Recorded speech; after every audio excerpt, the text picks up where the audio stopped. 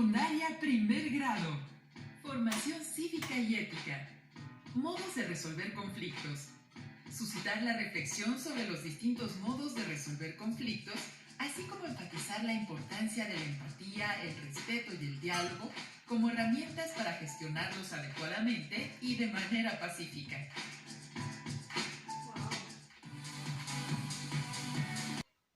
¿Qué tal, alumnas y alumnos de primer grado de secundaria? Sean bienvenidas y bienvenidos a la programación de Aprende en Casa. Una propuesta diferente para que desde su casa ustedes puedan acercarse a los contenidos de las asignaturas y áreas de primer grado. Estamos seguros que este programa les será de mucha ayuda en su crecimiento personal, con miras al regreso a sus escuelas, una vez que superemos exitosamente esta situación de emergencia. En esta ocasión vamos a abordar un tema muy importante para nuestra vida cotidiana. Nos referimos a los conflictos, así que revisaremos en qué consisten, cómo los podemos afrontar creativamente y cuál es el papel del diálogo en la solución pacífica de los mismos.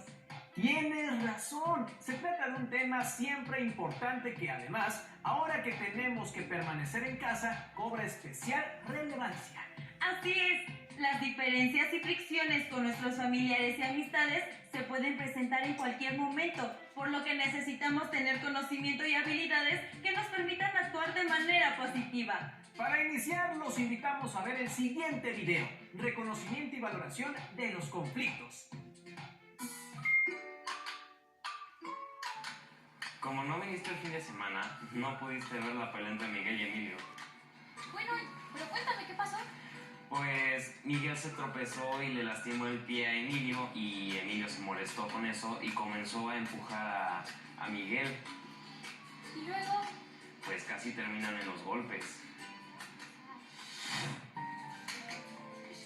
De acuerdo con Paco Cascón, hablamos de conflicto en aquellas situaciones de disputa o divergencia en las que hay contraposición de intereses notorios, necesidades o valores en pugna entre dos o más personas. Aunque el conflicto suele estar ligado a aspectos negativos que hay que procurar eliminar o atenuar, también puede generar pautas de evolución y desarrollo. El conflicto es inherente al comportamiento humano y su desenlace depende de la gestión. Si las estrategias son democráticas, el conflicto se desarrollará de forma pacífica. Pero si dichas estrategias son demasiado agresivas, suele transformarse en violencia. Una sociedad sin conflictos permanecería estancada.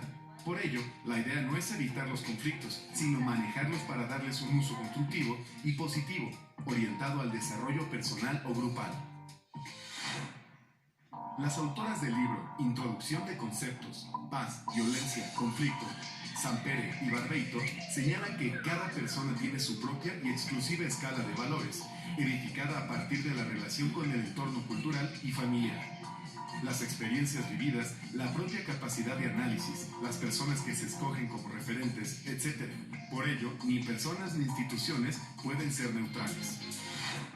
Por consiguiente, como afirman Bascón, Saavedra y Arias, tanto los actos conflictivos como los violentos son realidades que tienen múltiples formas de manifestación, que dependen en gran medida de la situación particular o escenario en que suceden.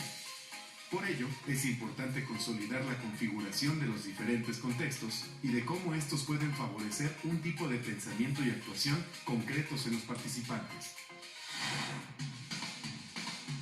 Aunque conflicto y violencia siempre se asocian, en realidad la violencia es solo una de las formas no positivas ni constructivas que tenemos para responder a un conflicto.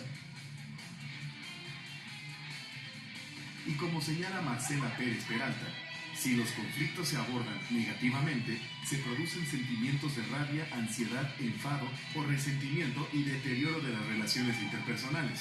Por esta razón, son importantes las habilidades emocionales a la hora de afrontar los conflictos interpersonales. De esta manera, se fomenta la cultura de la paz. Mohandas Karamchand Gandhi, mejor conocido como Mahatma Gandhi, ejemplificó una manera de enfrentar el conflicto a través de la desobediencia civil y la resistencia pacífica. Fue tal su influencia que logró liberar a la India de la opresión en que la mantenía Gran Bretaña. Para ello, puso en marcha un método de acción denominado Satyagraha, basado en la protesta sin violencia. No obstante lo anterior, Gandhi fue encarcelado y agredido, pero jamás respondió de la misma manera. Hoy en día se recuerda la importancia que tuvo su actuar en pro de la cultura de la paz. ¿Y luego qué pasó? Pues Miguel le comentó a Emilio que tenía un problema con su visión, que no podía ver bien y que eso era la causa de sus caídas frecuentes. Oh, ya veo. ¿Qué? ¿Pudieron encontrar algo? Pues sí, Emilio y yo decidimos buscar alguna fundación para ayudar a Miguel con su problema y encontramos a Fundación Ver Bien y afortunadamente van a atender a Miguel para ayudarlo con su problema. ¡Qué bueno! Sí, es muy buena noticia y hasta ahora se están llevando súper bien, se ve que van a ser muy grandes amigos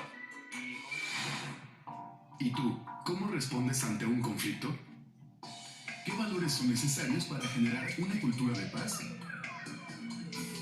Como hemos visto, el conflicto es una divergencia de formas de entender las cosas y de reaccionar ante ellas, y es inherente a la convivencia humana, es decir, es algo propio de todas las personas que siempre va a estar presente en nuestras vidas. Lo importante, como se dice en el video, es cómo lo gestionamos. En otras palabras, cómo respondemos ante él.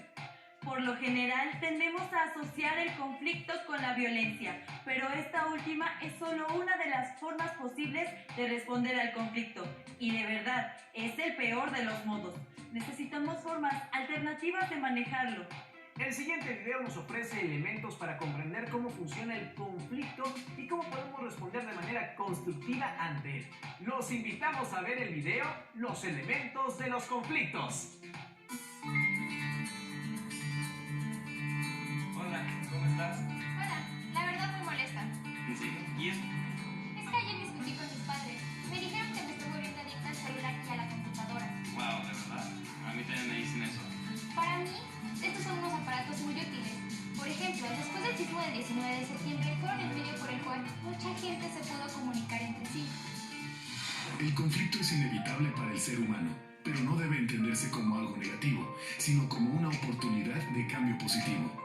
Al surgir un conflicto se hace la distinción entre el yo y el otro, o entre el nosotros y el ellos, es decir, es el reconocimiento mutuo de los actores en el conflicto.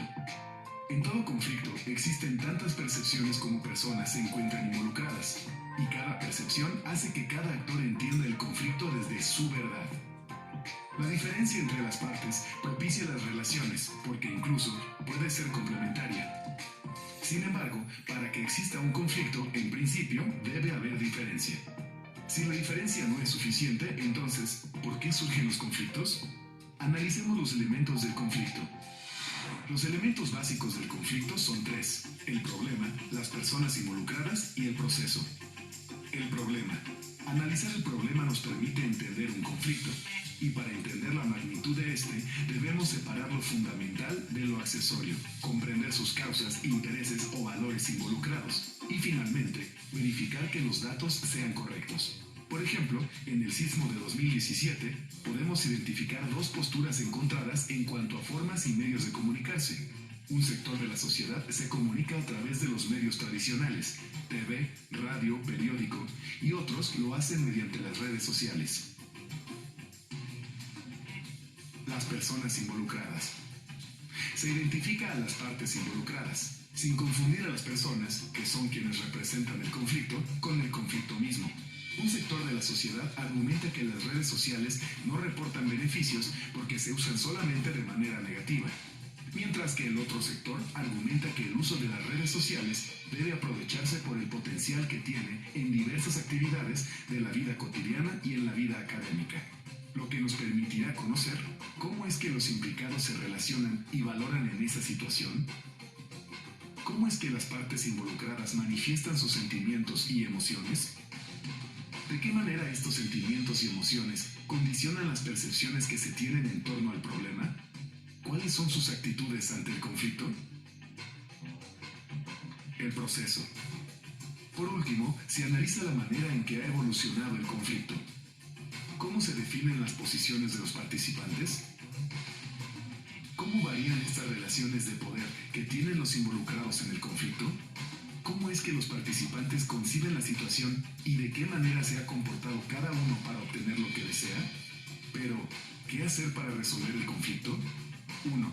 Definir adecuadamente el conflicto, identificando todos sus componentes.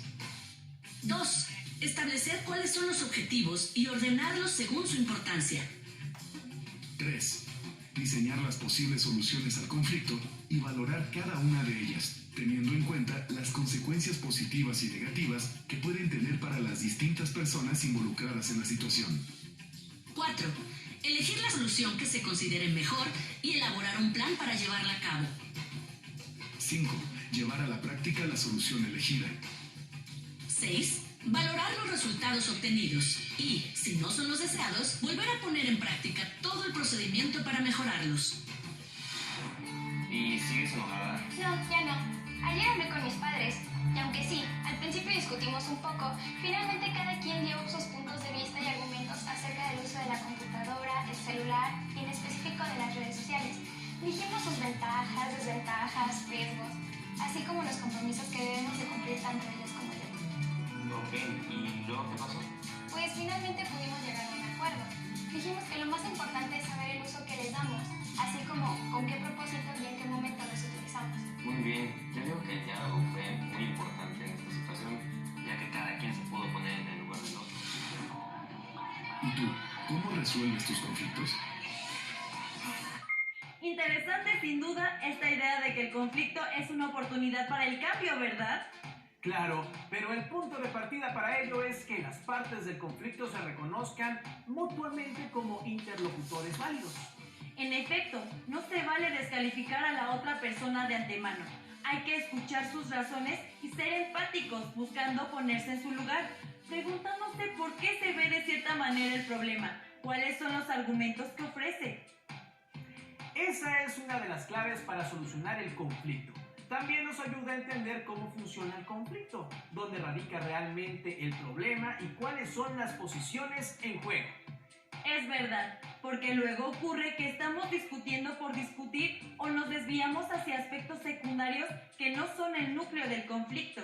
Todo ello es importante, pero la gran herramienta para resolver conflictos es el diálogo. Como veremos en el siguiente video, el diálogo y la solución de conflictos. ¡Disfrútenlo!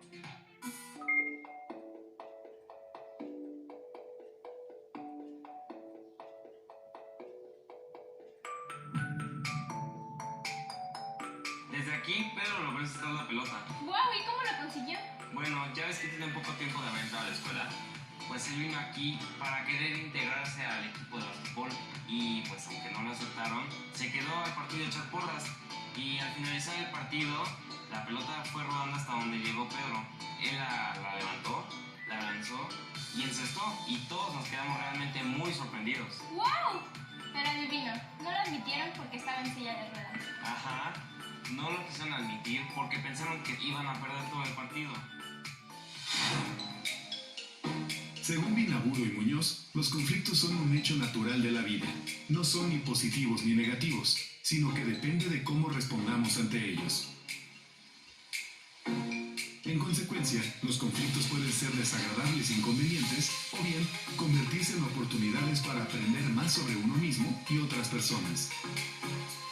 De esta manera, se pueden afrontar como un elemento provechoso que permita la evolución y transformación de las ideas entre las partes involucradas. Para ello, es necesario saber utilizar correctamente ciertas habilidades, instrumentos y procedimientos. Uno de los más importantes es el diálogo. El diálogo es la herramienta más concreta a la mano y efectiva que tenemos los seres humanos para resolver las naturales divergencias que surgen en la convivencia. En la concepción socrático-platónica, el diálogo es una opción al pensamiento no autoritario. La democracia va aparejada a la capacidad de dialogar y de lograr consensos para garantizar el desarrollo humano. El lenguaje que se usa en cada diálogo obedece siempre al contexto en que éste sucede. Para Sócrates, el único diálogo es el genuinamente cooperativo. Tal tipo de diálogo es siempre uno con el interlocutor y no contra él. Él también decía que un pseudodiálogo motivado por el simple deseo de vencer al interlocutor no es un diálogo genuino. El diálogo también es el mejor instrumento para prevenir conflictos, ya que en la medida en que se mantiene una comunicación constante con los otros, a través de espacios inclusivos y democráticos, la convivencia mejora y las agresiones disminuyen. El primer paso en la obtención de un genuino saber reside habitualmente en el reconocimiento del error y la ignorancia como tales. Gracias al diálogo constructivo, se ha llegado a consensos con el debido respeto a los disensos. Un ejemplo claro son las acciones convenidas en favor del bienestar de niños y adolescentes con discapacidad. Una acción culminante fue la declaración de Jomtien, que fue resultado de un vasto y sistemático proceso de consulta iniciado en octubre de 1989 y que se prosiguió hasta fines de enero de 1990.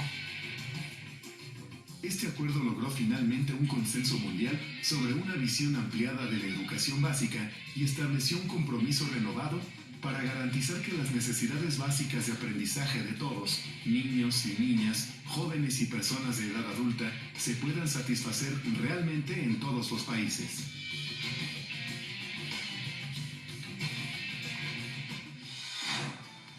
Y después de todo, el entrenador invitó a todos sus compañeros a dialogar sobre el caso de Pedro.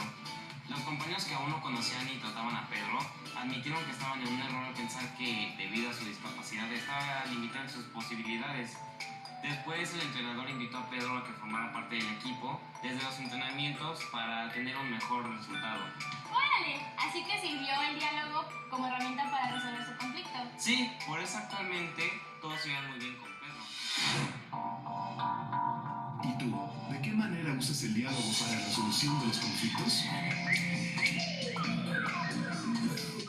Ahora podemos entender que los conflictos no son ni buenos ni malos, dependen de la respuesta que les demos. Y el diálogo es la herramienta más efectiva para dar a los conflictos un significado positivo en nuestra vida. Pero ello implica renunciar a la fuerza y a la imposición. Recuerden siempre lo que se dijo en este último video, es un diálogo con el interlocutor, no contra él. ¿Y ustedes qué podrían hacer para contribuir a solucionar pacíficamente los conflictos y mejorar la convivencia con su familia, amigos y vecinos? Es evidente que no podemos cambiar de un día para otro la forma como respondemos a los conflictos, pero puedes empezar a poner en práctica lo que hemos revisado. La siguiente vez que enfrenten un conflicto, sea con sus amigos o familia, no se dejen llevar por sus emociones, ni respondan impulsivamente. Dense su tiempo y sigan esta ruta. Traten de identificar dónde está el conflicto y cuáles son las diferencias de fondo. No descalifiquen a la otra persona e intenten comprender su punto de vista. Valoren sus razones. Apelen al diálogo, poniendo por delante argumentos. De preferencia, escriban estas reflexiones y vuelvan con la persona para establecer un diálogo. Poniendo en juego el respeto, el diálogo y la razón, verán que sí se puede.